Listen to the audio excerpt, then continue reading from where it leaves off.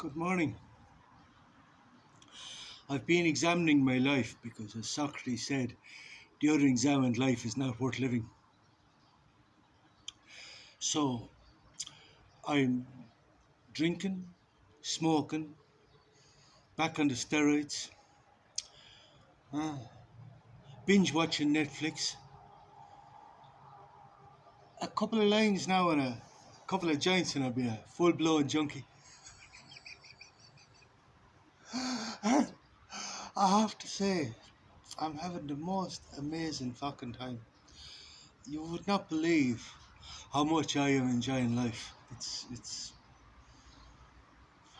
absolutely amazing. Amazing. Really amazing. Yeah, I'm back in the gym tomorrow. Uh, I took a week off in order to let the bones rest, let the muscles recover. So a month on, a week off, uh, and and yeah, and it also breaks the pattern. Plus, I'd no money, but I'm after getting a few pound over the weekend, so I'm going back to the gym now tomorrow. And I'm looking forward to that. I started looking out in the garden, and I was sort of saying to myself, I'm trying to make up my mind about the garden, because if you don't impose order on the garden, it just gets completely overrun with weeds. You know what I mean? And this is like life, isn't it? This is like, you have to impose order on it, or it'll. I don't actually have to impose order on it. I can use that biodiversity bullshit as an excuse in order not to get off my arse and weed the garden. I tried to weed it last week, but it damaged my fucking hand. But sure, that's just an experience. I may get these fucking stupid garden gloves. Maybe I'll buy a hoe. I'll buy a hoe. Actually, I'll buy a hoe. Uh yeah, that little trowel is not working for me. But you have to impose. If I don't impose some order on it, it just gets completely overrun with weeds. And I had to say to myself, no, I'm actually going to impose some order on it now. Maybe tomorrow. Because this is life, and it's like constant adversity. Because I have to stay clean in the hostel in order that doesn't stink or there's no insects, in order to keep the insects out of it. And this is constant adversity. So not only have I the mind, I have to constantly clean the hostel, I have to deal with the fucking guests, and I have to do the garden now as well. Well, I don't have to, but this is a choice. This is a choice, But at the same time, I'm not planting any of those fancy flowers, because I see them up the town, they're planting the fancy flowers, but I have to water them every fucking day, and I'm not going to that extent. I don't want fancy flowers that bad. You know what I mean? I don't need the fancy flowers. I might grow a few tomatoes or something, but they're a lot of work too. The fucking tomatoes. Like, I'm enjoying a few fucking strawberries, but they're small. Is the juice worth the squeeze? I'll have to think about what I'll grow in the garden, but I'll grow something. I could do with a fucking gardener, and I could do with someone come and teach me yoga as well. But sure, everything in time, you know what I mean? Everything in time. Everything in time. I'm doing my best. But I will say one thing: the philosophy in Netflix is really profound shit. Like, I watched. What did I watch first? Uh, the Vikings. That was so deep because this was pure paganism, and I could relate to it so much. The seers, the living intensely, the acceptance of death, everything. Like, there's a huge everything I watched. There's this huge acceptance of death. There's so much death in everything I watch, but this is, like, but like, the Ozarks after the Vikings. This was brilliant. And this is pure stoicism. I forget the name of the protagonist in that. Marty Byrne, yeah. And he was real stoic throughout everything, dealing with all this adversity after adversity, which he just failed in a calm and rational way, each time picking his best response, overcoming. This is like being in the hospital and constantly overcoming the fucking insects and the fucking gardening and everything else while I'm while I'm busy enjoying life. But this is, you need this, you need adversity in life. Even some of the guests, you need this adversity, because without exposure therapy, you're just going to lead a dull and miserable fucking existence. You know what I mean? Like this is what I was saying. I was saying, I think that Professor Sugru yesterday, was it yesterday? I said, like, the weakness masquerading as morality is tyranny as well. And this would be like the zombies. This is like the zombies, because I'm watching uh The Walking Dead now, and there's a lot of series of Walking Dead. But the philosophy in this is unnatural. It's super, because like there's this huge acceptance of death. There's this acceptance of death because but yet, like it's this overcoming, and then they come to this town where everybody has been hiding behind the walls, and they're all real merry. They're baking their apple tarts, and they're pretending that completely isolated from the rest of the world and the shit that's happening in the world, while they bake their, like, they're living like on this. It'd be like someone living in the suburbs, like in American Beauty, someone living in the suburbs, completely blissfully unaware of all the shit that's happening in the world and all the adversity, but they're just leading a as I said, the price of security is is boredom, in which life loses all meaning.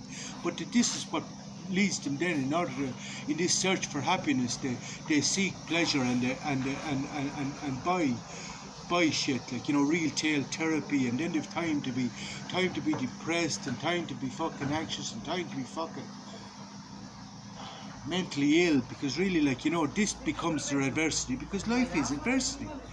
And then, it all depends on how am I going to deal with this adversity. Am I just going to put my hands up and say, oh, kill me, oh, I'm depressed, oh, I'm anxious? Are you going to fucking overcome this shit? This is the question. Are you going to overcome this shit? Who's going to write your narrative? Who's going to write your narrative? Like, this is like, are you going to let the doctors write your narrative? Are you going to let the psychologists write your narrative? Who are you going to let write your narrative? I'm depressed, I'm anxious. But you just have to accept this and get on with life. But that's not getting on with life, you stupid. That's not getting on with life. That's just lying down. Come get me. That's just lying down. That's just lying down. That's rolling over, like. And this is the great thing, like, when I'm watching this um, The Walking Dead, the philosophy is quite profound, because this is what's happening. People are dying and coming back as zombies. They're dying and coming back as zombies. You're trapping your soul with all your desires, your aversions, your weakness. Nietzsche's last man, and then you're dying and coming back as a zombie. This is very, in China, this is huge. They're just making complete zombies out of them there. You know, yeah, people are dying and coming back as zombies, and then these zombies are trying to make the living zombies as well. And this is like my garden getting, the whole thing is getting out of hand, like, and needs to be addressed, or don't address it. Don't address it. Do what the fuck you want. But personally, like, I'm fighting to live, and this fight to live is what makes life so worthwhile. And then, when you see how this adversity brings people together, that you have a whole deeper connection, you have a whole deeper understanding of love, when, how when you learn this appreciation for each other, and not just take each other for granted. And this is, like this is what happens in this society of mediocrity. You just take everyone for granted, your partners for granted, or you're with them out of fear of being alone. But it's no,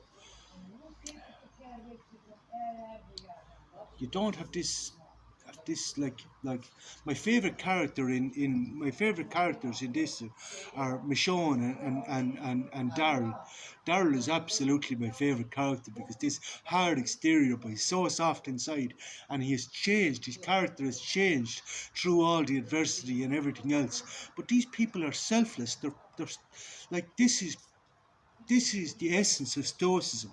The essence of Stoicism that people can't realize, because They're so afraid to face adversity, so afraid to fucking live. It takes courage to live.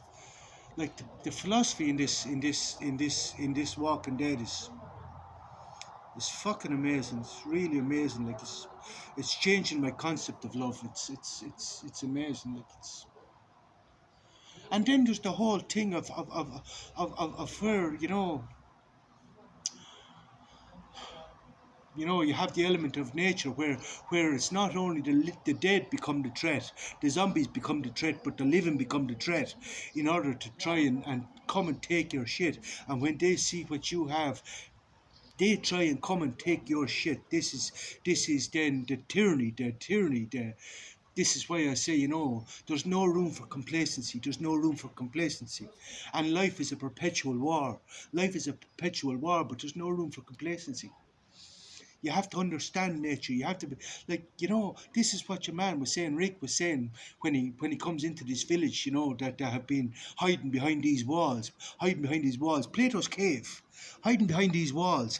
You don't understand shit. You don't understand fuck all. You think you know. You think you know. You think you fucking know. And you're going out pretending to be these heroes. These are like the people reading the self-help books and preaching the fucking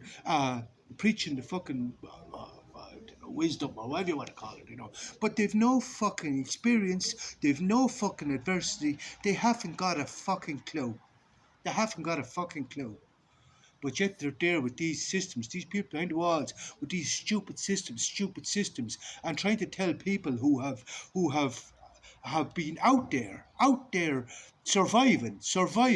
They try then and tell them how it is. I said, fuck off. Fuck off. This is deep. This is deep and profound shit. This philosophy of Netflix, deep and profound shit. I tell you that. Fucking amazing. It's deep shit. A cross section of society, all the different characters, all the different natures, the interaction between them, the judgments of character, the misjudgments of character. I can now understand how weakness, uh, masquerading as morality, is tyranny. It's tyranny. Weakness masquerading as morality is tyranny. I'm telling you, you may watch this shit, but you may watch it at a superficial level. It's like life, but what you're getting is life condensed into this series, a cross section of life, because the characters are all the same and life is all the same, but it's been condensed into a series, and it's deep philosophical shit. I may get off this. Bye.